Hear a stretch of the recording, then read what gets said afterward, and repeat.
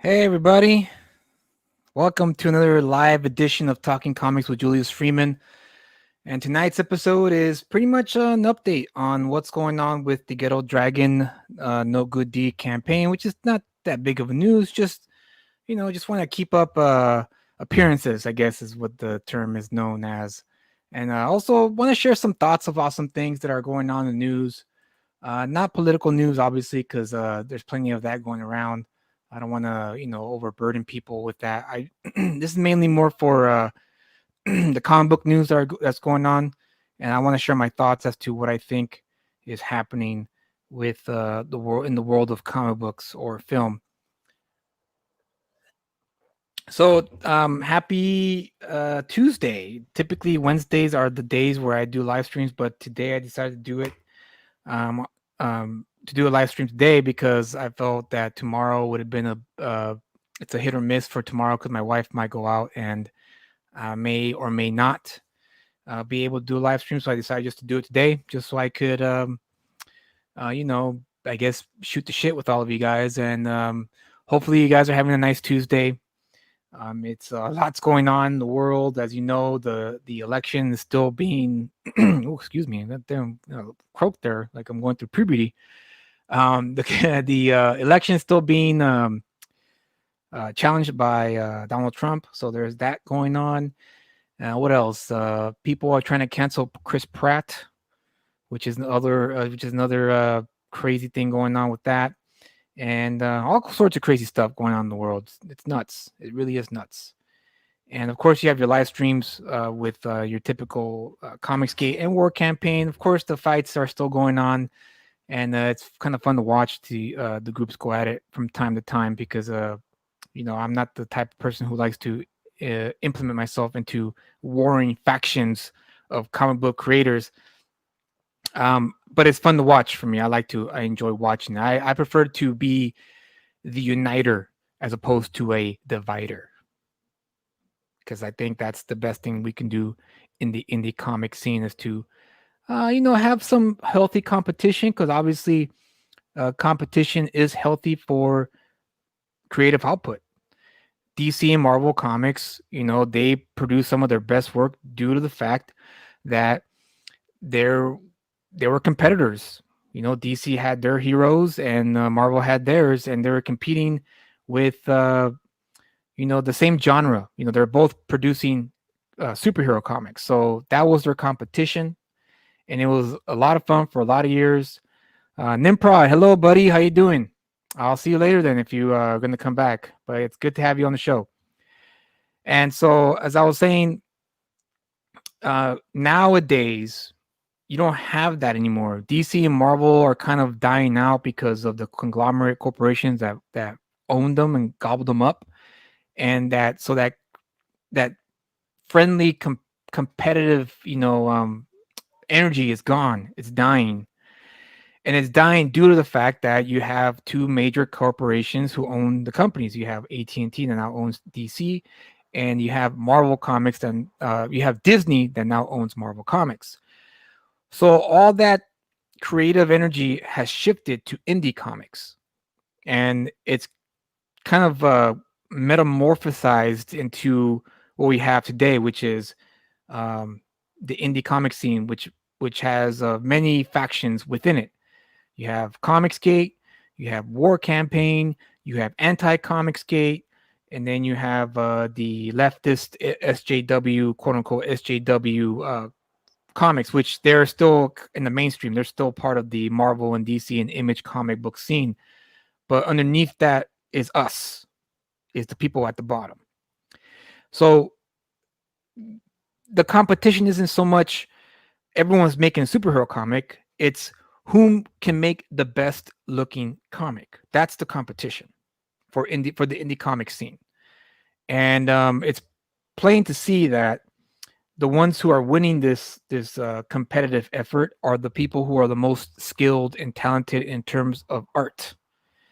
And Kickstarter, yes, you're right, ID Crisis, and Kickstarter. I should say crowdfunding platforms. So the friendly competition that's going to happen, that's happening now as we speak, is quality work. quality control? Who produces the most the book that has the most quality, right?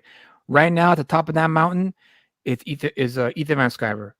You may not like Ethan Van Sciver, and that's okay, but he is the top dog of this mountain because he's had 30 plus years or 20 plus years, I don't know the exact number, working in comics. So he is a grandmaster of his craft because he was able to work with the great writers.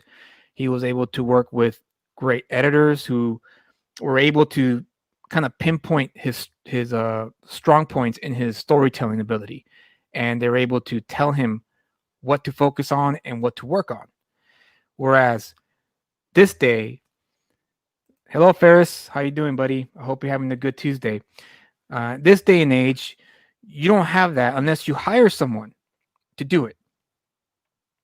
If you hire an editor, a comic book editor specifically to do it, to help you out, then all the more power to you. Love your work and enjoy your stream with Ryan. Thank you, buddy. Thank you. I appreciate that. It was a lot of fun being on Ryan's stream. Ryan's a good dude. He deserves all the success that he had with Hammerella. And I hope once he delivers the book, he could, produce even better stuff, or not better stuff, but cooler stuff and other stories that he has in mind. So hopefully that happens to him. So to really back into to reiterate what I'm saying. So the indie comic scene has somewhat of a problem, not a big problem, but a little problem. On one side, you have just absolute creative freedom, right? You can sit down, you can create your book, and no one is going to tell you you can't do that. And that's great. That's fantastic, because that's what we don't want. We don't want censorship. We don't want people to say, you can't do that because you might upset our advertisers. Oh, you can't do that because you might upset this group over here. Oh, you shouldn't do that because, so on and so forth. So that's the plus side of the indie comic book scene that's rising. That's going to take over. I predict it will become mainstream in a few years. In a few years, CBR, Bleeding Cool, all these, comic book news outlets are either going to go away or they're going to be forced to cover some of the top books that are being produced on the crowdfunding campaign platforms, be it Kickstarter or Indiegogo. Doesn't really matter who. Is it okay to ask you questions on it? Absolutely, buddy. Go ahead. By all means, go ahead and ask the questions. I'll answer them as soon as I have the time and finish my thought. So on the flip side of that, you have, creative freedom, total creative freedom, which is great. But on the flip side, you don't have someone who's objectively outside your bubble, who can tell you, hey, you know what, this idea here is not working. It's not functioning well. You're not putting it together, or maybe this plot point here is a little weak. You need to work on it, or maybe this panel sequence is not working out the way it would really, make the story pop, or make the reader in wrestling terms, in pro wrestling terms, they call it pop the audience when you do a crazy move or whatever. So make the reader pop. Like, for instance, the famous scene in an X-Men issue, I forget which issue it was, is the one where Hell's Fire Club beats up Wolverine. They beat him up to near death. They dump him in the sewer, and I think the last panel of the issue is Wolverine looking back up, and he's saying, "All right, guys, you've taken your best shot. Now it's my turn." And that's the end of the issue. That's what I'm talking about. It makes the reader pop. So that's the flip side of the I guess the double-edged sword of the indie comic book scene, is that you don't have someone outside your bubble telling you, hey, maybe you should rethink this because it's not working. Not that it sucks. That's the important factor about a lot of editors that people don't, that a lot of writers misconstrue about editors. They think they're telling you that your stuff sucks or that it isn't good. It's not true. For the most part, a good editor, a great editor, will tell you, hey, you know what? This isn't working. And here's why. A, B, and C. And then as a writer, again, you have to swallow your pride a little bit and be humble and listen to what they have to say. And a lot of the times it does come out better. So there's that. All right, let's get to the question. Ferris, with DC and Marvel gearing their business models away from retailers due to COVID store closures, how feasible is it for an independent artist to have a career publishing their own book? Well, that's a good question. It's a very good question, Ferris. Is it Ferris or Faris? Tell me how to pronounce it, or should I just call you Jabbar? I don't want to mispronounce your name throughout this whole stream. But let's see. Once again, let me read it again. With DC and Marvel gearing their business model away from retailers due to COVID store closures, how feasible is it for an independent artist to have a career publishing their own work? Wanting to be independent while being able to have a steady career. Yes, that is the $1 million question. Faris, are you an artist or a writer, or both? Do you both draw and write, or you're just strictly an artist, or you strictly a writer? Because it depends. It depends. The comic book industry, forever. Okay, this is even now. If the stores are going to go away, if I were a comic book store owner, I would, right now as we speak, I would be figuring out ways to adapt to the new world, the new landscape that's going to come about after when this COVID thing goes away and people are starting to recover. Draw, write, ink, color, one-man team. Great, fantastic. So give me a second, I'll answer your question. If I were a comic book store owner, I would be keeping a close eye on the campaigns, both Kickstarter and Indiegogo. That's what I would be doing. I would be keeping a close eye on those, and I would be contacting. I would contact the creators of the most successful campaigns. Okay, the ones who raised the 30 to 40 to 50,000 and beyond numbers on Indiegogo and Kickstarter. And what I would do is I would say, hey, if I give you X amount of money for X amount of books, will you give me a kind of like a what do you call them when you buy in bulk, like a warehouse bulk? Someone help me out here on the chat. There's a term for it. When you buy it in bulk and you sell it, at your store. So in other words, I'm sure someone can let me know in the chat. So I would say, give me 200 copies or 100 copies of your book. I'll pay this much. If you give me a discount, I'll sell them and market it in my store. And then I will let people know, if you like this book, here's the person's Twitter, here's the person's Facebook, here's the person's YouTube. Check them out. And if it sells well, I'll buy more. That's what I would be doing. Thank you, ID Crisis. Wholesale. Thank you. And Ferris, I just missed your wholesale distribution. Thank you, Me Horror Show. I appreciate you guys helping out. So that's what I would be doing if I were a comic book store owner. I would be checking out the top tiers and going, I'll give you this much wholesale if you give me a good price, and I'll sell them in my comic book shops, and spread the word even further about your crowdfunding campaigns in the future. That's what I would do. That's what I would be doing right now if I were a comic book store owner. At the same time, still dealing with the Diamond Distribution stuff and Marvel and DC and Image Comics. And I also would set up a tent outside my store if I had the space. I would set up a tent, put the new issues outside, hire someone to stay watch, and then ring up the customer with the face mask on, so that way they won't have a face mask on all day while in the stores, depending on the COVID restrictions in your state and area. So, hello, Sim. Hey, welcome, dude. Welcome to my stream. I think this is the first time I had you on my show. Thanks for coming on, buddy. I appreciate it. So yeah, wholesale distribution, I think that would be the best thing. So to go back to Ferris's question, Wanting to be independent while being a steady career. Okay, so here's the answer to that question, and I think you have a lot of models, a lot of positive models out there in the world who you can study off of. One is show off your work, show off what you can do, build your social media base, Twitter, Facebook, YouTube, um, freaking Parlor, D Live, wherever you want to do, Ferris. And for every other comic book artist who's thinking about going independent, show off your stuff. Show off that you can draw.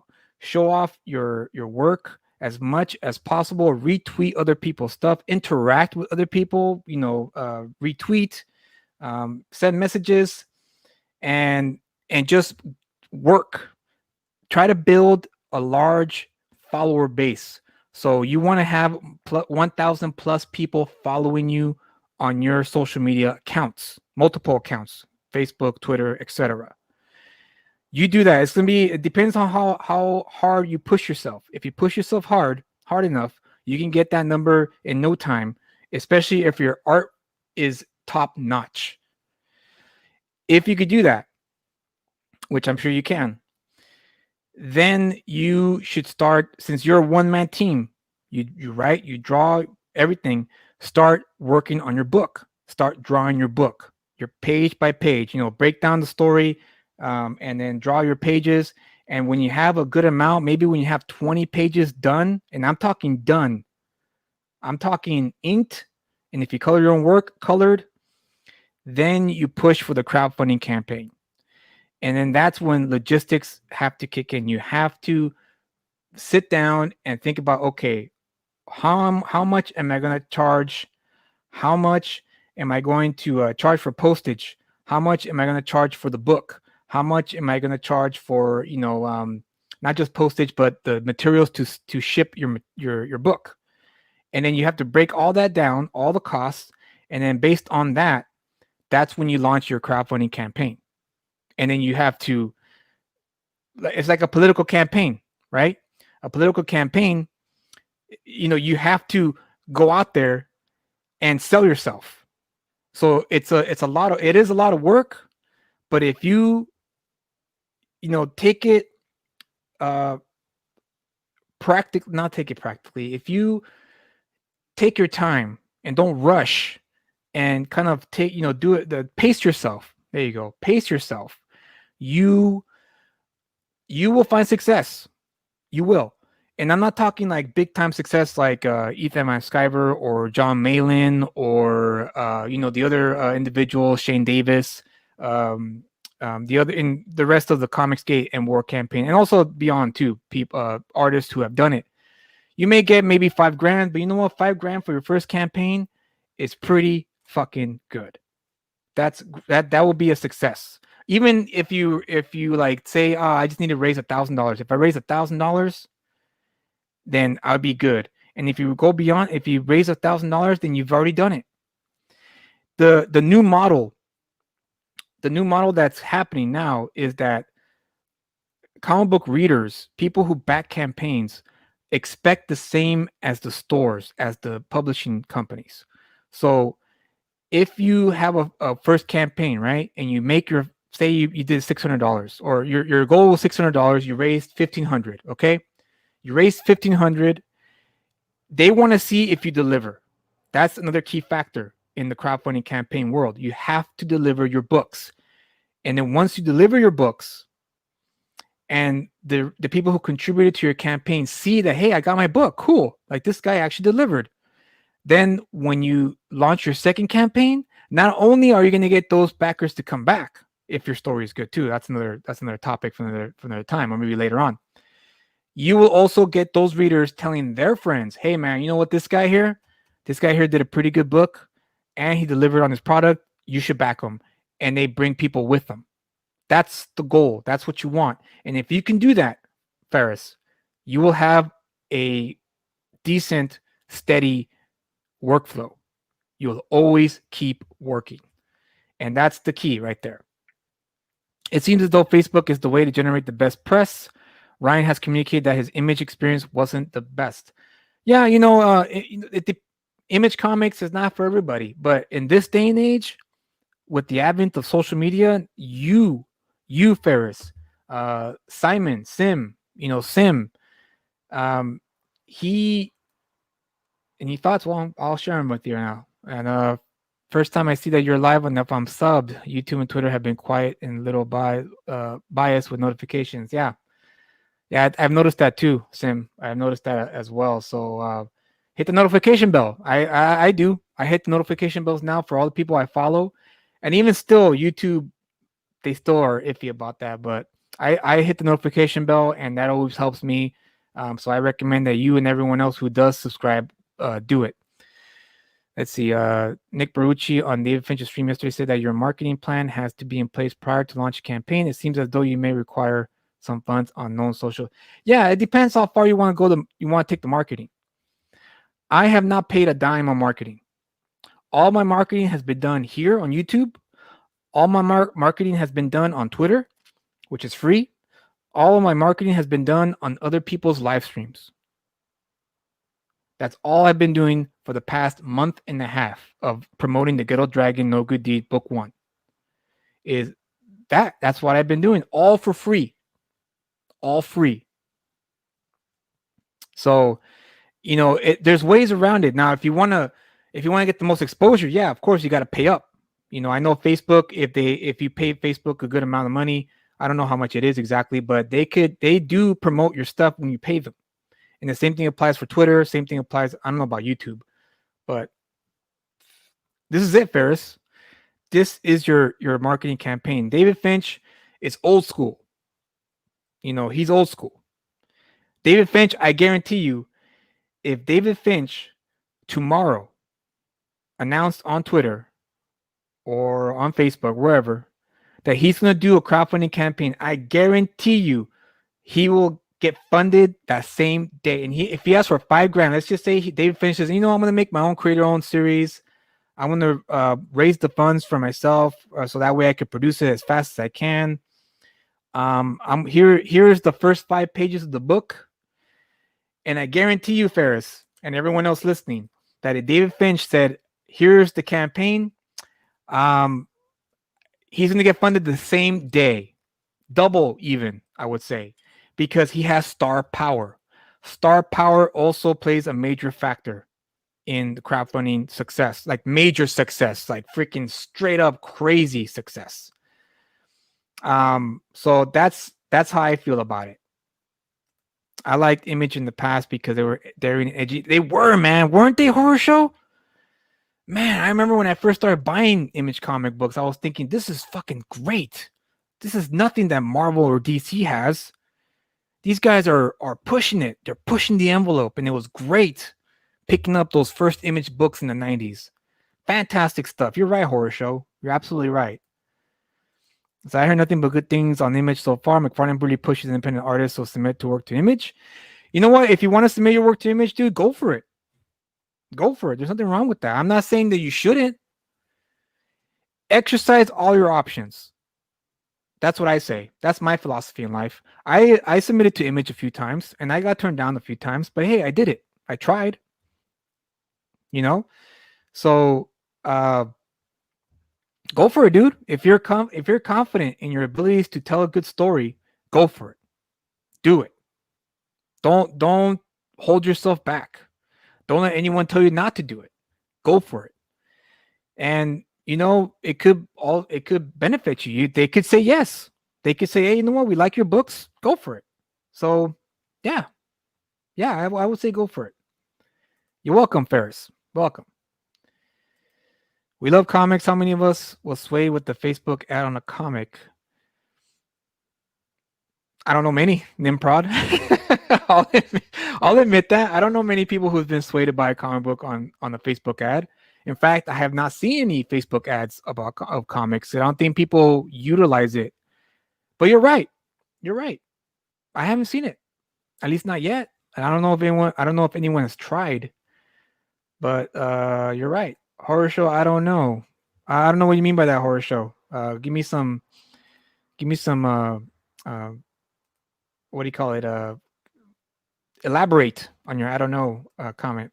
Beyond Time, hey, what's up, dude? Beyond Time, Magna, the creator of Magna. Gosh, I don't want to mess that up. I hope I'm right. Please tell me I'm right. Gosh, I hope I didn't mess that up. What's up? I'm glad you could join me. Just talking about the indie comic book scene and pretty much expanding the indie comic landscape and talking about pushing yourselves. So, right now, guys, now is the time. Now is the time to not hold back. And going back to the double-edged sword discussion I was having, it's a double-edged sword because you have ultimate creative freedom, but you don't have the editor to kind of stand outside your bubble and objectively look at your stuff to tell you if something's working or something's not working. So, I would say hire an editor just to be sure, because you need that in the comic book world. I personally speaking, this is my own personal rule of picking up a comic book. Okay, here goes. It's a 5-step, I think 5 or 2-step. I can't think of it, but the first step 1, does the cover capture my attention? That's number 1 for me. I know it's different for everybody, but I'm just giving you my own personal how I pick up comic books myself. Does the cover hook me? If it does hook me, I pick up the comic book. I look at the sequential art inside the pages. I don't read the book. I just look at the sequentials. And if the sequentials pretty much keep my attention, if I could follow the story by just skimming through the sequentials, I buy the book. Once I buy the book, I take it home and I read it. And then once I read it, if the story is good enough, if I like the story, if the story really captures me, I go next month to purchase the next issue. That's how I do it and when I pick up comic books, is those three steps: cover, sequentials, story. The story is what gets you to come back next month. So those are the 3 rules that every indie creator should live by. Does my cover hook you? Does a cover hook the reader?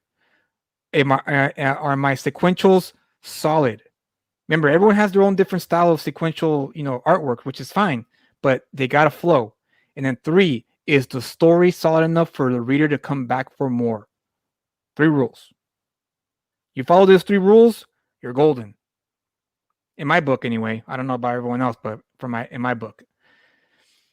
Let's see what the Facebook ads get kind of specific to your market if you answer the right questions and spend the right money. Okay, well, there you go. I'm not familiar with Facebook ad, revenue or how it works when you pay Facebook to push your campaigns or your comic book or your product. So that's okay. That's good to know.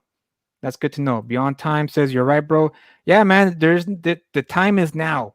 The time is now to push yourself to get out into the market and give it a shot. Give it a go. Don't let anyone tell you that you can't do it. I've seen 2 or 3 and didn't care. I cared more for post and creators interaction. Okay. You know what, Nimprod? That's actually a very good point. That is better. I personally think it's better when I see indie creators interacting. That does create, it kind of creates a sense of community, which you're right. You're absolutely right about that, for sure. Can you give insight into your Image experience? Curious as to what their feedback was and what they're looking for and producing a superhero book, although Image has a variety of styles and stories. When I submitted a book called The Cleansing, I didn't get feedback. I just got simply, hey, thank you for submitting. We appreciate it. Keep trying, and that's pretty much what it was, buddy. They didn't really give me an insight as to what I should do, what I should change. So I can't really give you feedback on that. Image, I think Image is just looking for good stories from what Eric Stevenson says when he gives interviews. He just says that they're looking for something different. They're looking for something unique. So if you're creating a superhero comic book and it's a unique take on the superhero genre, they might pick it up. Yeah, I think they would, but I would have to look at your pages to tell you if they're good. Not good in the sense that it sucks or anything like that, but it's more like Like, okay, this would be good. This was a book that I would like to buy. Always keep that in mind too, guys. When you're creating a comic book, you always got to ask yourself, is this a story I would personally buy if I went to the comic book store? So, sorry.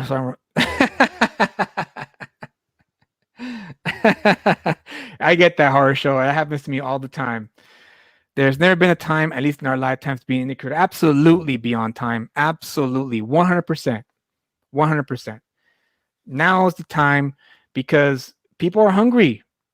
People are hungry. The big two has pushed the big two, Marvel and DC, and some image creators have pushed away the reader.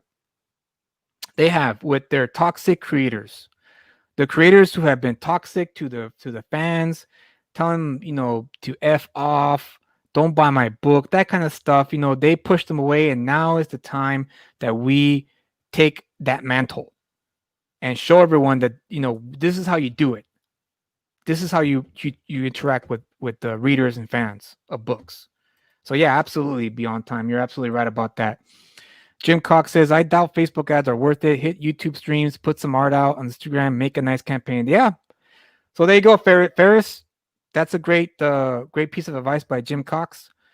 That's very true. I think if you create a YouTube channel, and since you say you draw, you could do streams where you are showcasing how you draw, your process to drawing. And if you could do that and also have a good a strong, like I said, a strong social media presence, and like you said, make a nice campaign, you can find success. Like I said, readers are hungry. They're hungry for good stuff. Facebook might be good, same as Twitter. No, not the ads though. Okay, all right, Nimprod, that's cool. Purple Smurf, what's up, dude? Thanks. Glad you could be here. Are there specific books on how to digital letter a book? I'm oblivious as to how to do lettering via Photoshop. This is a good question, and I'll tell you what you need to do, Ferris. One is you could buy fonts from I think Comics Blot is a good website where you could purchase your various different comic book fonts. You just pay for this for the actual font, and then you can use them anytime you want. So I think Comics Blot's one. I can't think of other ones. You have to search. You have to look for it. The second option, which is the longer option, the harder road to take, and that's purchasing a software program called Studio Font Studios. I think that's what it's called. Font Labs. I'm sorry, Font Labs. And that is a software program where you download it into your hard drive or your laptop, and you could create your own font using your own handwriting or someone else's handwriting. I purchased it. It was well worth every penny. I think when I paid for it, this was about 10 years ago. It was about $500 for the package. But I'm gonna tell you something right now for you, Ferris, and also for everyone else out there. Um, it's worth getting it's worth getting Font Labs, because if you have good handwriting, or if you know someone who has good handwriting, you can have them, write out the alphabet for you. You can scan what they wrote down into the Font Labs, and you can create your own comic book font, and it's yours forever. It's well worth the money, guys. Look it up. Font Labs. FONTLAB as in boy. Font Labs. Check them out. I don't know what their prices are nowadays, because like I said, I bought my software 10 years ago. It was worth every penny, and I recommend you guys do it. I recommend you guys give it a go, and create your own fonts. Own them. Own your own fonts. Remember, now is the time to be an indie creator, because you can own everything yourself. Everything, your IP, whatever the case. Because remember, you want Hollywood to knock on your door. You want production companies to knock on your door for your book. Hey, we like your book. We want to make it into a TV show. We want to make it into a movie. We want to make it into an anime, whatever. It's yours. You own it. You get to say, yeah, okay. Or you get to say, no, I don't want to do that. It's up to you. So I would go for it. Font Labs for sure. Are there comic book fonts packages for maybe there are, but I would recommend you go to a comic book font making website. There's a bunch of them. You just gotta research it, Ferris. If you want, you can hit me up on Twitter, at a lucid comic, and you could DM me or you could just at me, and I'll let you know which websites you can go check out and actually download some comic book fonts where you could use it for your lettering, or you could hire a letterer. That's another option. Letterers are not that expensive to hire, and personally, I would hire a letterer in the beginning so that way, you get that over with as soon as possible. Image in recent years was like pay to play to get. Yeah, they were, dude. They were. That was the downside of Image when I submitted to them, when I found out that that's exactly what you're supposed to do when you get accepted by Image, which is kind of which was a letdown, to be honest with you. But hey, like I said, we live in a different time now. There's no excuse. Now we can do it all ourselves without having to pay to play, which is great. So let's see here. There you go. Blambot. That's a good spot right there. Blambot. You could check out for your fonts, Ferris. That's the best place to check out. That's a good one place to go out. So later, everyone. See you, Sim. Glad you were able to join us for the little time period there and interact with us. So it's cool, man. You take it easy. Have a good night. Have a nice Tuesday. So Ferris says, the whole indie scene is new to me. I'm trying to compile all the necessary information to be an independent creator, looking to avoid pitfalls and have a strong launch. Well, I've given you a good intro, really. If you have, do you have a Twitter account, Ferris? If you have a Twitter account, start following people, start interacting with people. That's the best thing you can do is interact. Ask questions, and again, show off your work. Show off, show us what you got. Comic book readers are hungry to check out new stuff every time. If they weren't hungry, you wouldn't see crowdfunding campaigns generate the kind of money that they do. Here, I'm gonna bring it up for you so I can show you what I'm talking about. Just give me a second here, guys.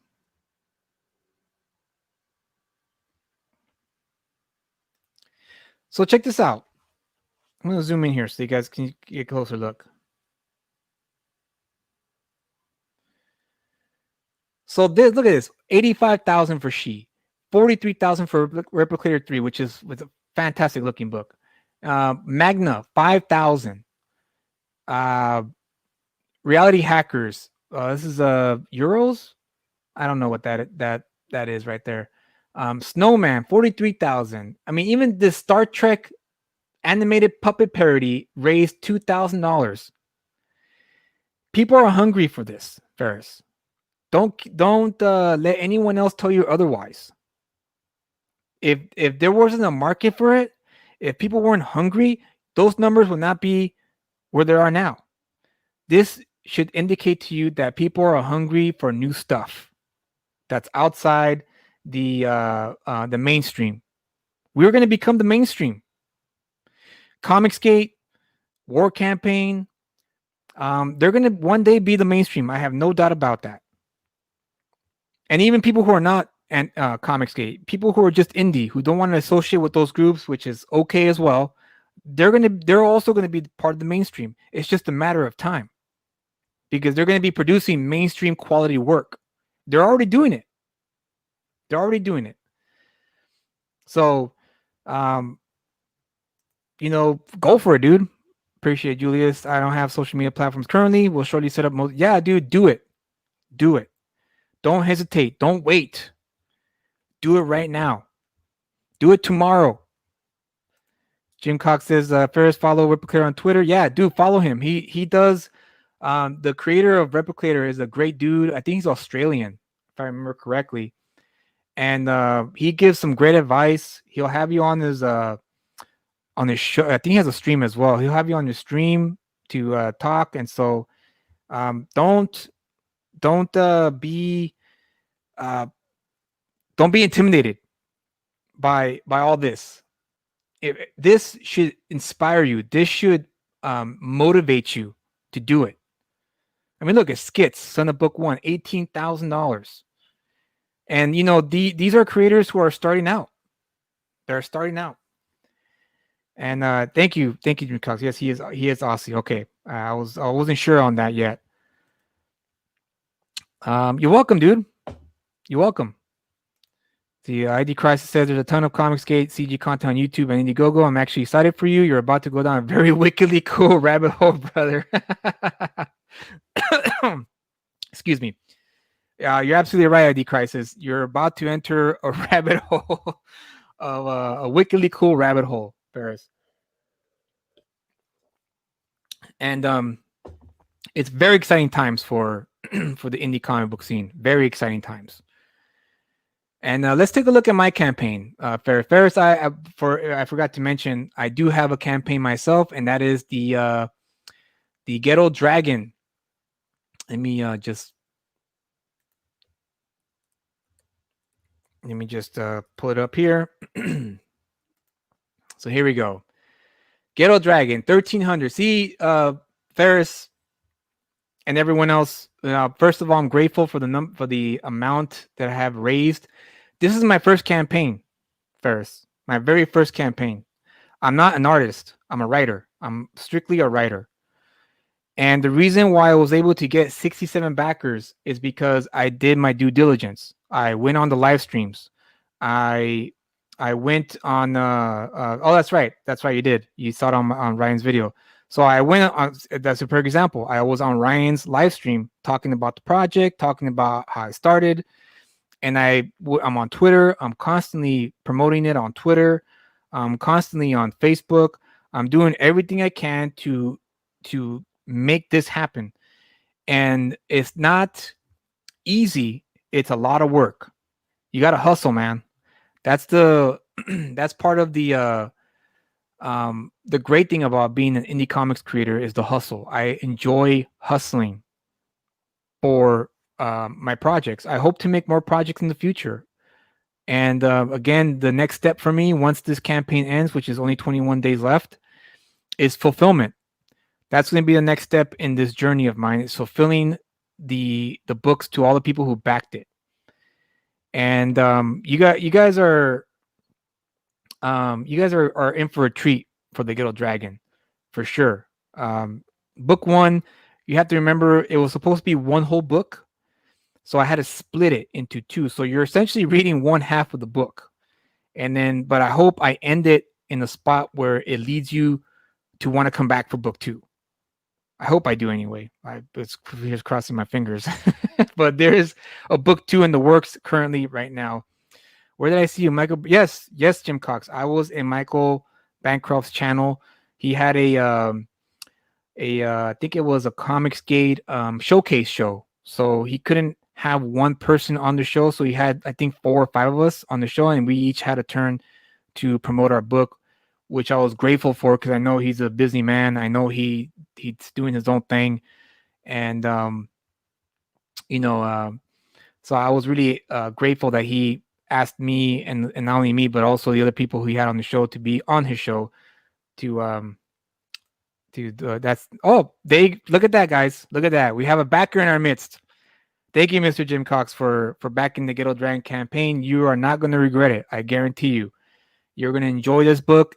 I know this book seems like a Latino-centric book, and that's going to be all about Latinos, but in reality, it isn't. It's a human book. It deals with themes that are universal. Family, protecting your family, good versus evil. The kind of themes I liked when I was growing up as a kid. I loved those themes. I'm a huge Superman geek. Everyone loves Batman, but I'm big on Superman. Superman is my guy. Superman is my favorite superhero. I don't care much for Batman. He's too brooding for me. Don't get me wrong, he is a badass. But Superman he's a character that I identified with the most, oddly enough. I think it maybe had to do with just the fact that he's so good, the fact that he doesn't compromise on his morals. That's what I liked about Superman the most. Is that he never compromised. He was always good. And I know a lot of people always say, "Oh, Superman's so outdated." That's something that doesn't happen in the modern world. But I think that's bullshit. Honestly, personally, I think it's bullshit. I've met a lot of good people in the world, genuinely good people in the world, and I know they exist. I know that for a fact. So if you have not backed the Ghetto Dragon, back it today. If you have backed it, let your friends know about it. Tell your friends about it. The Ghetto Dragon is going to be one of those stories that are going to get people um, to really bring back the martial arts, the street martial arts comics. Nothing wrong if it was Latino centric as long as it wasn't virtue signaling.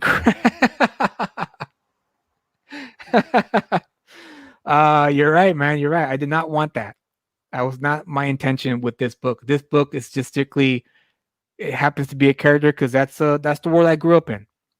I grew up in a city that was mainly populated by Latinos, so that was my world growing up. But it was still in America, so it's just keep that in mind. His father was a Iraqi war vet in the story.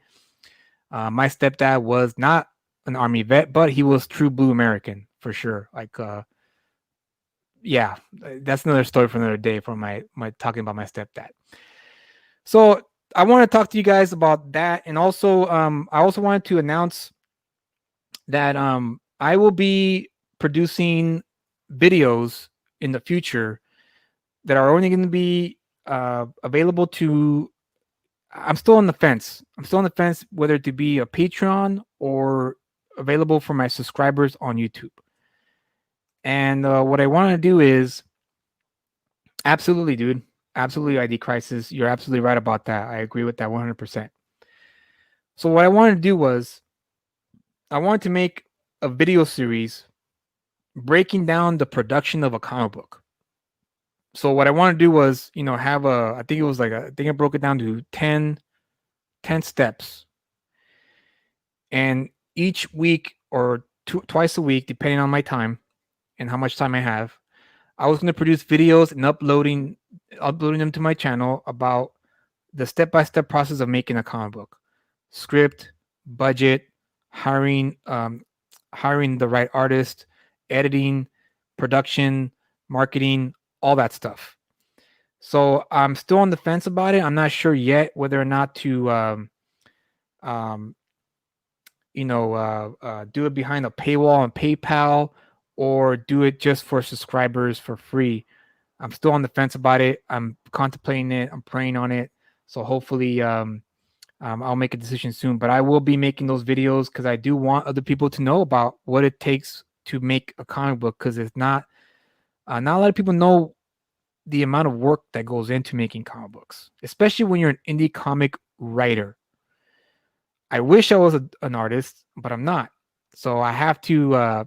It'll be from the viewpoint of a writer who needs to hire a penciler, an inker, a colorist, and a letterer. So you're essentially a writer and editor and publisher all at once. When you're an indie comic writer, you have to make the decisions that will essentially make or break your story. So I wanted to make a video series on that. I wanted to announce that to you guys, so that way you guys can look out for those. Like I said, I'm not quite sure yet if I want to make it into a Patreon, because the information that I am giving is very priceless, and it does come with. I mean, this is like 10 years of experience encapsulated in these videos, and it's very sound advice. So I'm still, like I said, I'm on the fence about it. So I'll give you guys updates on my Twitter onto whether or not I will be doing that. Ferris goes on to say, any thoughts on affordable publishers for indies? Can you speak on the cost of running a campaign, the breakdown, and what one should expect realistically on the back end? So there you go. So you asked the question exactly what I was talking about, Ferris. I'm thinking about doing that video series, that very thing, as a video series, either for free or behind a paywall on Patreon, because of course this information is very valuable in my opinion, and It will require time and effort to produce these videos because I'm going to be very thorough. I'm not going to hold anything back, guys. I'm going to give you guys very detailed information as to how to do it properly as possible. Will it equal automatic success? No, I'm not saying that these videos are going to automatically make you successful. It's just a blueprint in a lot of, not a blueprint, like a detailed guidebook as to how to do it, and the rest will be up to you, essentially. So Jim Cox says, Ferris Jabbar, you are the publisher these days. There are several printer options. Check out some streams and ask around. Yeah, absolutely. Ferris, Jim Cox is absolutely right. You are the publisher. You will become the publisher. So you will have to contact the printer. There's various printers that are around the country. I don't know if you're US or not, but you could contact printers and see the costs as to how much it will cost for a 24-page comic, a 36-page comic, or a 48-page comic. So it varies on the amount of pages you want to produce per book. So if you want to produce a 22-page comic, then you're going to look at your cost levels being somewhat low, and also depends on how many people, or I'm sorry, not how many people, how many copies you're going to produce. The higher the volume, the cheaper it will get, but the lower the volume, the more expensive it will be. So you just have to look around and do your own research. Like I said, I could definitely, if you DM me on Twitter or you can email me. I think my email is available on my YouTube. I'm not sure. I'll be more than happy to let you know where you could find printers throughout the country. Let's see here. You should do a Patreon because your time and knowledge is valuable. Yeah, you're right, Ferris. Like I said, I'm still contemplating it. So the tech details would be good to have in videos available.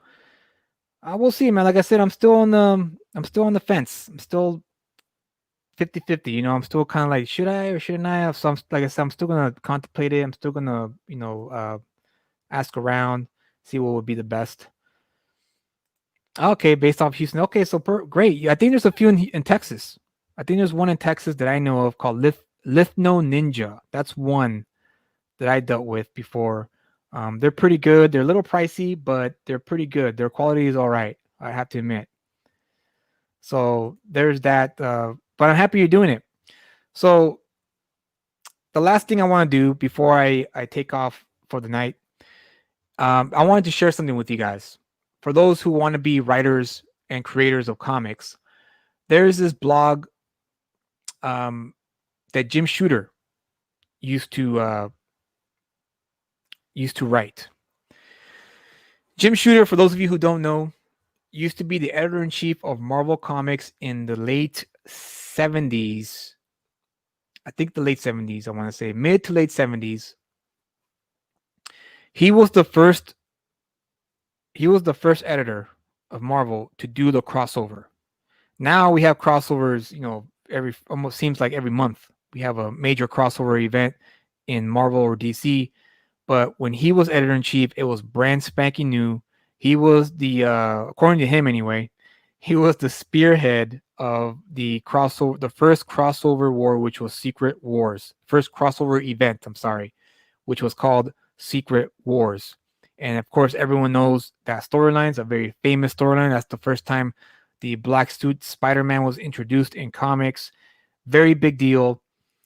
And so he had a blog out that he wrote, I think about 10 years ago, actually.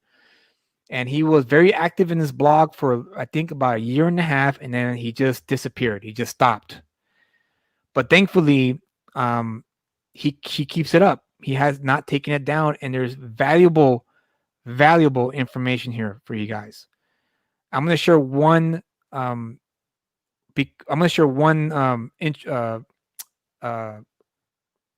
article he wrote, because I think it's very important for storytellers, artists, and writers alike. If you have time, whenever you have free time, I highly recommend you give his blog a read, because like I said, it's valuable, priceless knowledge on comic book storytelling. So I highly recommend you check it out. Like I said, his blog is still active, but he no longer adds anything to it for whatever reason. I don't know what the reason was. He never gave it. But when he was providing articles, they really did help me develop into the writer that I am today, believe it or not, because of his blog. So I highly recommend you check it out. You will not lose anything from reading this. You'll only gain. So keep that in mind. You should release an intro vid with some insightful info and leave the rest on Patreon. That way you are offering the best of both worlds. Oh, that's a good idea. Yeah, that's a good idea. I might just do that actually. Thank you, Ferris. Appreciate that. Joy Kai's publishing P would be an option if you wanted someone else to publish if the comic book. Oh, okay. Yeah. Peter Samedi is very freaking strict when it comes to approving books for Alterna, and rightfully so. It's his publishing company. He could approve or turn down anything he wants, but Peter Samedi does know his stuff. He knows what he likes, so it really does depend on what he's looking for as well. Yeah, like Ferris Jabbar is saying, basics on YouTube, you get more subs and details behind the wall, perhaps. There you go. I think you guys, both Jim Cox and Ferris Jabbar, thank you. I think you guys helped me figure it out. I think I might lean towards that more actually. Yeah, that's a good idea. All right. So I'm not gonna read the whole thing. I'm just gonna skim through it on the most important parts that I thought were really good. So here's the first paragraph here, which reads, too many artists these days have no understanding of how to convey information, which is important. That is very important. Not everything can fall on the word balloons. The artist has to convey information as well. That's 100% important because, it's a visual medium. The comic books are visual mediums, so our eyes will pick up on the images within the panels that'll also convey information. So he goes on to say, that is how to do their part of telling the story, see? Or they think it's their job to make cool pictures and that's all. Explain things is up to the writer, or he or she can always add a caption or something. That's the mentality that most artists that I've worked with in the past anyway had when I worked with them. And then when I had them draw things that I didn't want to, I wanted to convey through art, when they got it, it like something switched in their head and they were like, oh, okay, I get it now. Like, okay, I have to, not only do they have to rely on the word balloons, but also imagery is very important, and that's very true. I appreciate all the insight, Julius, and everyone on the stream. Good luck to all. Thank you, Ferris, for joining us. I don't know if you're leaving or not. Hopefully you'll stick around for this last part. And when you do create your Twitter account, find me on a Lucid Comic and give me a follow, buddy, and I'll follow you back, and then we'll start your journey of your comic book career, and hopefully you'll show us some of your stuff. I'll be more than happy to see your stuff. So he goes on to say, some of them have that attitude when it's a full script, or they actively ignore what is called for and draw whatever the hell they want because they think story doesn't matter. And that is, I guess, mostly true nowadays. Especially when you're reading a Marvel or a DC comic book, story doesn't matter anymore. Really, it just cool art and that's it. Story is important, guys. It really is. Call for an established shot. They give you a big headshot. Tell them to draw figures in action. It's a mile away or cropped to the point that it's meaningless. Tell them to draw close up. They think it's time to do a direct overhead shot of the room that mostly features the floor. Give them reference, they ignore it and make something up. Don't give them reference, they complain. So he goes on to say, in my scripts, I told the artists what they need to get across. Provide reference, even throw in scribble sketches sometimes. I plead with them to make everything clear at a glance. See that right there? I plead with them to make everything clear at a glance. That's rule number 2 of my 3 rule of buying comic books, right? The cover hooks me. I pick up the book, and if I skim through the sequentials within the book and everything is clear at a glance, I purchase the book. So it's he's not wrong. He's not wrong here. So he goes on to say, I say things like, make this shot so clear that if you took it out of context and showed it to anyone in the world, see that? Important right there. Anyone in the world, they would immediately understand exactly what is happening. Same with every shot, every time. Communicate or nothing else matters. 100%. 100%. That's the most important thing.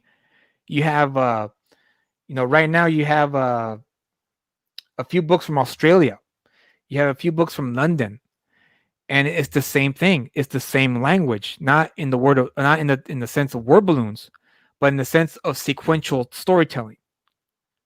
Everything, like anyone in the world, like he said here, would immediately understand exactly what is happening. So it doesn't matter if your book is from Britain, it doesn't matter if your book is from Mexico, it doesn't matter if manga is different because it goes backwards. However, they still follow the sequential, the eye from, instead of going, I think it's left to right, it goes right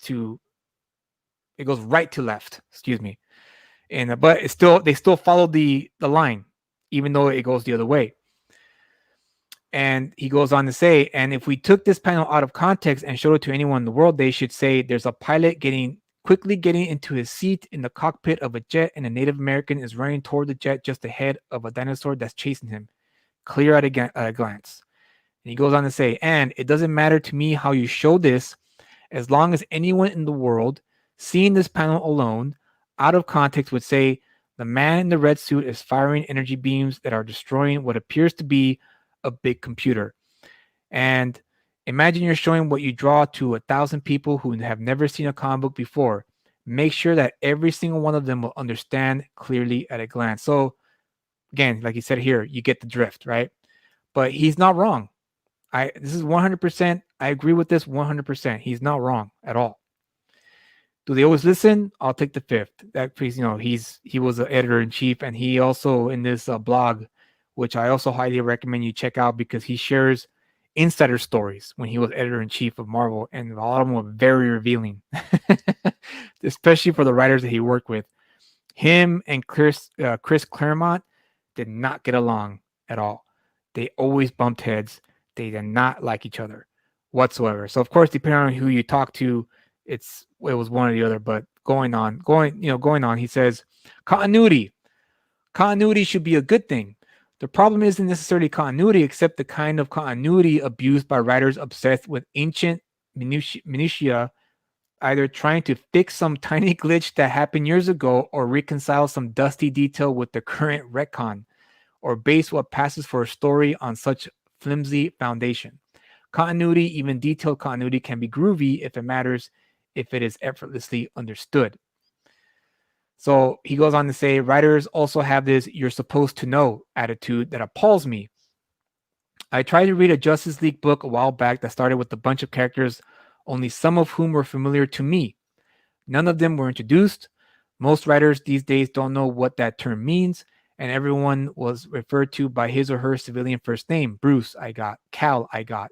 Then the Carters were mentioned. Who? Later, halfway through, I remember that Carter is Hawkman's civilian name, right? Slogging through this thing wasn't easy, and I felt like I wasn't in the club. That's another important factor there. And when I was done, except for a nifty bit in the middle, I felt like it was a pretty thin read and confusing. If I was a first-time reader, that's another key factor there, I would have pitched the thing by page 3 and never bought another one. Nifty bits. These guys become stars because of occasional nifty bits. Never mind that as a whole, the thing is a Swedish movie with no subtitles, starting in the middle and going nowhere. So, sorry, I dropped my phone. So he's right in a lot of ways, because that's the reason why I stopped buying Marvel and DC books. Because there was a time where I stopped reading Marvel and DC and I kind of stepped away. And then when I decided to come back to kind of see how things were going or what they were doing, I was completely confused. There was no basis of who was what. I don't know what's going on, what's happening. And so he was right about that. And he goes on to say, P.S. The writers of Law and Order, which is a great show, by the way, introduce characters. I'll bet other TV shows I'm less familiar with do too. Pretty much every professional writer in every medium introduces the characters, except in comics. There are a few movies I can't make sense of, a few TV shows I know of ever that were tough to decipher, few novels that I can't read effortlessly, but comics, too many are impenetrable. Some you can figure out aren't worth the bother. And very once in a while, there's a gem, far too infrequently. So let me scroll here because I'm kind of going too much here. Let's see. All right. Here's the last part of it. Some years back at the Frankfurt Book Fair, I met Terry Stewart. I didn't have a stand, so my friend Wolfgang, head of a German comics publisher, allowed me to use his stand as a base as I made my rounds. I came into the office. Most stands or booths had private offices. At one point, to sit for a while and rest. There was a guy. There was a guy there flirting with Heike, one of Wolfgang's employees. He wasn't thrilled about being interrupted, but then he noticed my name badge and introduced himself. Terry Stewart, president of Marvel Comics. We talked for a while about various biz-related things. Then he said words to the effect, I feel like we won the lottery 2 years in a row, with X-Men #1 the previous year and X Factor that year. You're supposed to be the big comics guru. What do I do next? I told him he'd done all the easy money things. Now Marvel was going to have to create something. A parade of derivative stuff has come out from Marvel since. I'm still waiting for something new from the House of Ideas. And that's the end of that entry. And going back to what he said here in the beginning, I have to say I agree with him. Now, for artwork, since most of you guys are artwork people, I'm going to find something here. So let's see. We're in the business of storytelling, 100%. That's another factor there. Let's see, how many copies of a book should one initially choose to publish off a launch title with minimum exposure, and what monetary goal should you set for Indiegogo or Kickstarter? Okay, let me take a break from that then, and let me answer that question. Like I said, it depends on how long your book is going to be. So if you want to release one book, and let's just say it's 30 pages, let's just say it's 32 pages, okay? See, if this question is part of your pay series, then no worries. Just curious as to. Well, no, I'll give you a summary, a summarized answer. It all depends on your page count, and also how many backers you get. So you have to. The key is to finish your book. That's the key. There's been a lot of campaigns where people are only drew like maybe 6 pages, and they launch it on Indiegogo or Kickstarter, and then they get $10,000, $15,000 because their artwork is phenomenal, and et cetera, et cetera. And then a year, 2 years, 3 years go by, and nothing ever gets done because they have the money to do it. Does that make sense? So I recommend you finish your book when you produce a 22-page count with the cover. Then yeah, I recommend you finish it before you launch it. That's my recommendation to you. But yeah, I'm gonna save that for my video series. So I'll make sure to save this this stream and write down all the questions that I have here, and I'm gonna add them to my video series for sure. So let me go on to say, because of the unique combination of visual and verbal, see, that's another key factor there. A lot of the burden of storytelling falls upon the penciler. The penciler's not just an artist; he's half of the writer. Look at that, guys, right there, half of the writer, and he's not wrong. He is not wrong. That's why collaboration. That's why when a writer works with an artist, you have to find a writer. I'm not a writer. Excuse me, an artist who is willing to work with you, not just work for hire, but actually work with you, and vice versa. The writer should also respect the penciler's input as to how they should lay out a panel or lay out a sequential page. He goes on to say, and the writer should not just be a writer, he should think visually. Right there, boom. That's another major key factor there for writers. For the writers who are listening now, for the writers who will listen to the stream after the fact, that right there is something that you should. It's a philosophy you should live by if you're strictly a writer. If you don't get that, if that is difficult for you, you're in the wrong business, my friend. Because he goes on to say, be a visual storyteller. He should be half the artist. And he's 100% right. Because a novel is different from a comic book, and a movie is different from a comic book. A comic book, it's its own thing, it's its own medium. And that's why we should do our best to preserve the medium, because comic books have been around for a very long time. Those cave paintings, those ancient cave paintings that archaeologists have found over the years, when they enter the caves and there's like paintings on the wall, like very of horses and whatnot. Those were like comic books, guys. Those were ancient versions of comic books. So since the beginning of time, man has drawn comic books. They just didn't know it. So the comic book medium is, I personally speaking anyway, it's the best medium. Far superior than novels, far superior than movies and TV. That's why I'm in this business. I'm in this industry because I love making comic books. And if you're not doing this because you love it, you're in it for the wrong reason. And I understand making money. I understand you have to earn your money. You have to make money. Of course, that's a given, right? Because you want to get paid for your work, your hard work. But if you're in this to make a lot of money, then you're not in this for the right reason. Do this because you love it. I love this. I love making comic books. I love sitting down and laying out panels and then writing the script and then sending it off to the artist and seeing them interpret what I wrote in the script. And I like to compare and contrast to my layouts and his layouts. They're never the same. I'll tell you that right now. They're never the same. They're rare. It's very rare when they do follow the same pattern in terms of sequentials.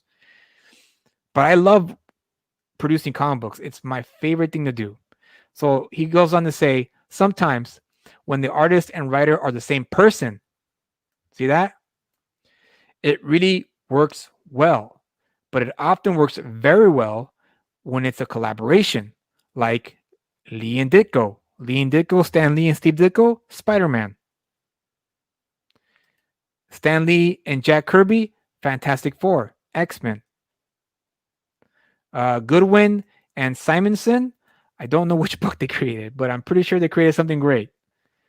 Sometimes a collaboration is even better than a solo act because two good storytellers in tandem come up with stuff neither one could alone. This right here, guys, is very important. This is why I'm a proponent of writer and artist teams, because two people can bring a lot to the table. My artist, Alan Fletcher, the artist for the Ghetto Dragon, he's brought so much to the table. He's made the Ghetto Dragon 10 times better than what I could have made it out if I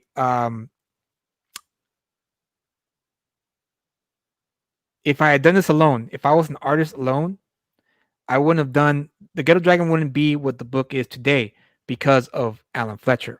Alan Fletcher provided so much and offered so much to the table, saying, "Hey, I got your script." He would email me and say, "Hey, I got your script, and I was thinking, what about this?"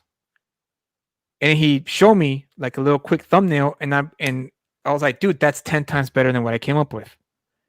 And so he's right. This right here, two good storytellers in tandem come up with stuff neither one could alone. It's 100% true, guys.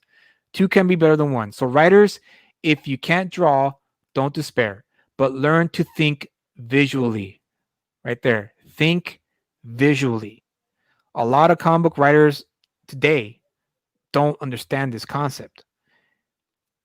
I can't speak for other indie comic creators, but for like the pros, the ones who have crossed over from like the world of novels and the world of like movies, they don't understand what this means. Not at all. So pencilers, artists learn about writing. That's another key factor. So it's a give. A combo collaboration should be a give. I don't care if you aren't a wordsmith, learn the principles, understand the goals. As they say in Hollywood, do the math. Learn how to do the math. Let me tell you the secrets of visual storytelling. Again, we're in the business of storytelling. That's our number one priority. We're here to tell a story. What is storytelling? As I was telling you, writers, it's conveying information. Conveying information. He put it in bold letters. As Frank Miller once said to me, when he had the epiphany and went from being a talented young artist writer to being a genius, he said, quote, I get it.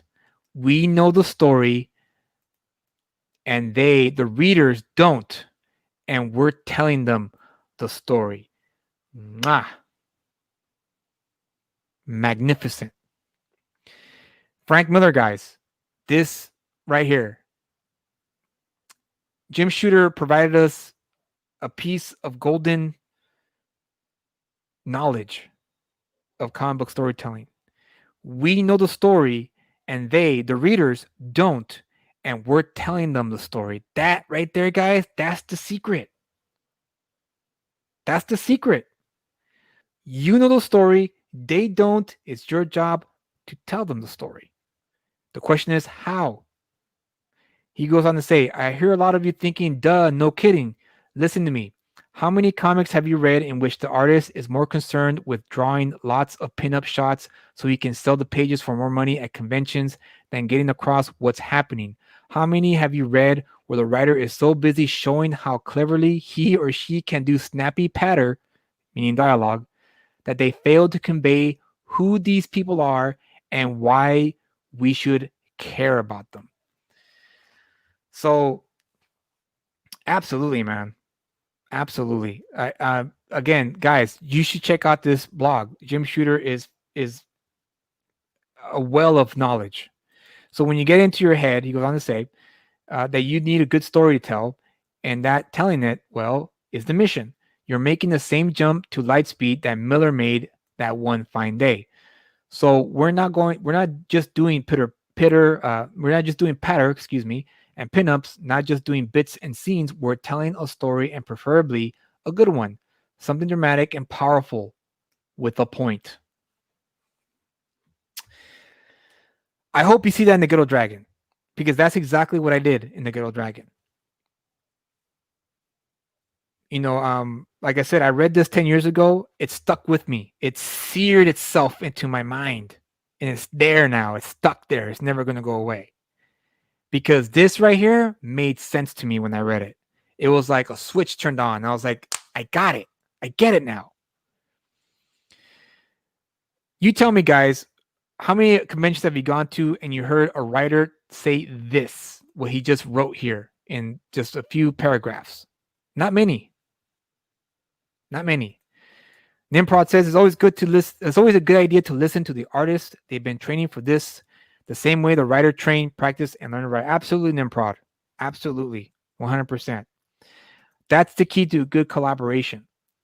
And that will be covered in my video series. So when I'm gonna take Jim Cox's advice as well as Ferris, I'm gonna do half and half. I'm gonna do one video where it's available for my viewers in YouTube, summary of the detailed accounts of how to make a comic book, and then behind the Patreon paywall, you get the details, the information where you can go, the references, and so on and so forth. So, okay, I'm going to read this last paragraph here because I think it's the most important one for especially artists, comic book artists anyway. And then I'm going to call it a night because my wife is calling me and she's needing me with help with the baby. So, how does a pencil artist convey information? Keep this in mind. What does he have to get across? He's got to get across drama. In other words, he's got to have his characters be good actors. Bam. Right there. I like the part where the artist gets respect. Finally, artists do get respect. ID Crisis, they do, man. This is a visual medium. The artist is number one in the comic book medium. Number two is the writer, and then the rest. That's the way it goes, and I'm okay with that. I'm okay with that for sure. I'm not opposed to that. I'm not bitter about it. I'm actually quite happy that's the case because yeah, we work in the visual medium. People buy comics because of the art, and then the story comes later. It's when the story gets them, that's when the writer gets, elevated to the level of like, okay, I'm buying it because this writer is good, that kind of deal. But in the beginning, it's always the art that gets the readers to buy the new books. So go on. Going on, he says he's got to be a good actor, or else he won't understand how to draw the characters expressing emotion. That's another factor right there, guys. Characters expressing emotion. If you can't convey that as an artist, you're not doing your job right. I'm gonna tell you a personal story, and I know I'm gonna look like a wimp, but I don't care. I actually teared up and got my throat got choked up when I read V for Vendetta for the first time. In the scene when Evie, if you guys have read the book or not, I hope you guys have because it is a classic. When Evie is captured by an officer, she's tortured. She gets her hair buzzed off. She's dehumanized, and you think the whole way through that she's screwed. She got captured by the fascist government that was ruling in the story, and the whole time you're devastated to see this character just being broken down, dehumanized, like she's losing weight. She like I said, lost her hair. They buzzed her hair. They made her like, just pretty much just took away her humanity. And then it turns out that she was not in prison. She was in a fake prison that V had set up for her.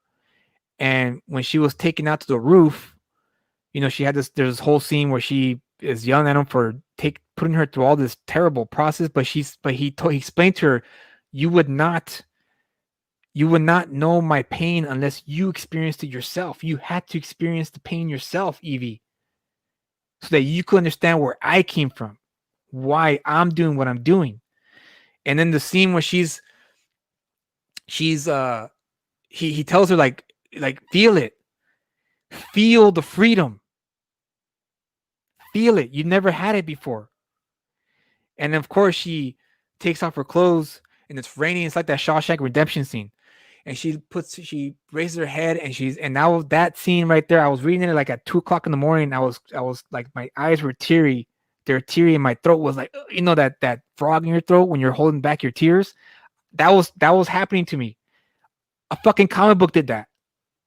So characters expressing emotion, that's huge. If you can do that, guys, you're golden. You're golden. It reminds me of the pages you showed Ghetto Dragon. Is that, yeah, exactly, because that's important. The way the artist captured the bar line, exactly. That's very important. Very important. Thank you, Nimprod. Oh, actually, don't thank me. Thank Alan Fletcher, because Alan Fletcher drew those pages. He drew those panels, and he followed my script. He made sure. I told him, make sure that the dad looks like this, or the Matt is acting like this, and he captured it beautifully. It almost looked like something Snyder would do.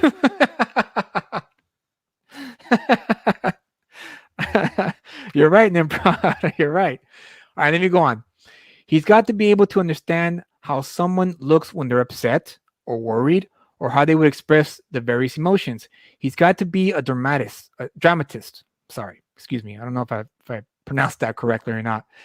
He also, well, this is still the medium, so it presents some particular problems, but he also has to understand how things move, and he's got to create the illusion of movement, even in a still medium. Another great point. That's another great point right there. If you're an artist, take these words to heart. This paragraph here, this whole thing, this he encapsulated it within 2 or 3 years of training. This, if you follow this advice here, you're good. You're going to be good to go. Going on. So drama and dynamics are important. It's even important to drama. It's even important to drama. You have to know how to move somebody's arm to create a gesture. Another thing is just drawing. Not surprisingly enough, because if you can't draw, it doesn't matter if you can act. If you can't draw it well enough for people to understand it, you're doomed. These things really are key to the penciler's role in storytelling. Things a penciler has to master. And there you have it, guys. There you have it. If you follow this whole thing here, this is a fantastic paragraph. This whole paragraph. It's jimshooter.com under the storytelling tab. I'm sorry, artwork, under the artwork tab. You can find it anywhere online. If you go online now, find this page, bookmark it to your computer, reference it every time you can. Memorize it. Because this is the key right here. This is the key to help you get from being a good artist to a great artist. Because if you're in this just to be a pretty good artist, again, you're in it for the wrong reason. You should want to be great at your job, not just your job, but your craft. You want to become a grandmaster of your craft. That should be every artist's goalpost. That's my goalpost. I want to be one day revered as a great writer, a great comic book writer anyway. And I always strive to the top. I do my best to give it my all. And you guys should do the same thing as artists. I'm going to read it one more time without any interruptions. How does a pencil artist convey information? What does he have to get across? He's got to get across drama. In other words, he's got to have his characters be good actors. He's got to be a good actor, or else he won't understand how to draw the characters expressing emotion. He's got to be able to understand how someone looks when they're upset or worried, or how they would express the various emotions. He's got to be a dramatist. He's also, well, and this is still a medium, so it presents some particular problems, but he also has to understand how things move. And he's got to create the illusion of movement, even in a still medium. So drama and dynamics are important. It's even important to drama. You have to know how to move somebody's arm to create a gesture. Another thing is just drawing. Not surprisingly enough, because you can't draw. If you can't draw, it doesn't matter if you can act. If you can't draw it well enough for people to understand it, you're doomed. These things really are key to the penciler's role in storytelling. Things a penciler has to master. 80s Justice League had amazing expressions. They sure. Oh, was that Kevin? Who was that artist's name? Kevin McGuire? Was that? Are you referencing Kevin McGuire? ID Crisis? Because that's the only artist I could think of that drew great facial expressions in comics back in the day. I think that's Kevin McGuire, I want to say. So there you have it, guys.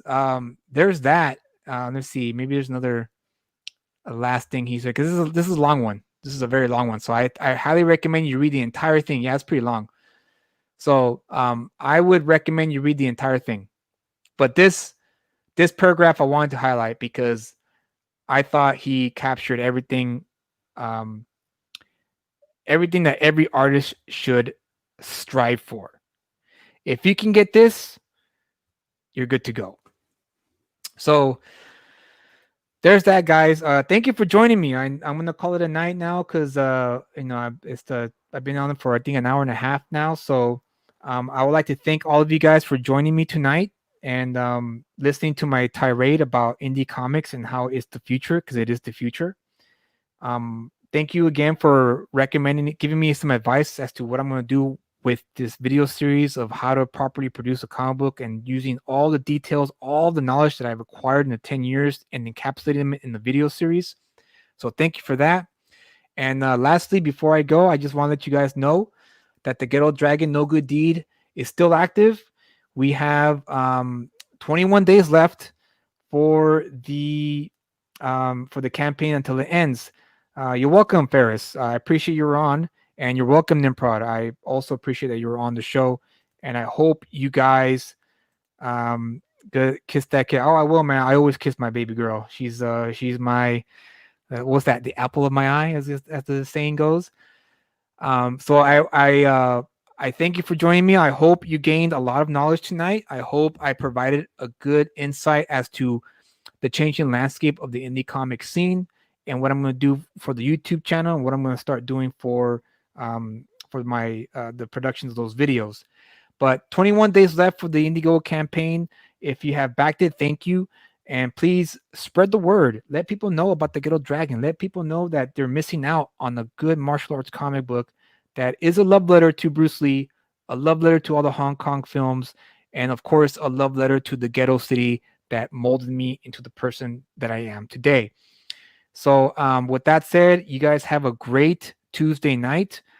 Depending on whether or not my wife is going to go out tomorrow, I will probably do another live stream and more than likely have someone on the show. I'm going to try to get someone to be a guest on the show, but that's going to depend on tomorrow. And if that is the case, then I will do a live stream tomorrow, or I might be on another live stream. I'm going to try to get on the 656 Comics show. I really am a big fan of those guys. If you guys have not subscribed to 656 Comics, subscribe to their channel. They're a fantastic group of guys, very passionate about comic books, and they have a book called Cryptonals that that they are going to launch, I think, in February. It's a book about the cryptid monsters, and it's a very fantastic looking book. So I might be on that show tomorrow. I'm not sure, but if I am, I'll make sure to let you guys know on Twitter, and hopefully you guys will check me out there because it's going to be a lot of fun if I'm on that show. Before I go, I want to answer this question: how was the sticker Ryan recommended? I need to hit the stretch goal, and I think I've recalibrated my costs. So I think I might lower the stretch goal from 5,000 to maybe $3,000. I think if I hit $3,000, I should still be able to produce all the goodies. But I'm still recalibrating, so I'm not sure yet exactly what the number is. But if I'm able to reach a certain amount of goal, I will definitely make those stickers. But we'll see. We'll see, Ferris. I'm not sure, but I do want to use Ryan's image for something because it's a great image. So with that said, guys, have a great Tuesday. Stay safe out there, and party on and be excellent to each other. All right, guys.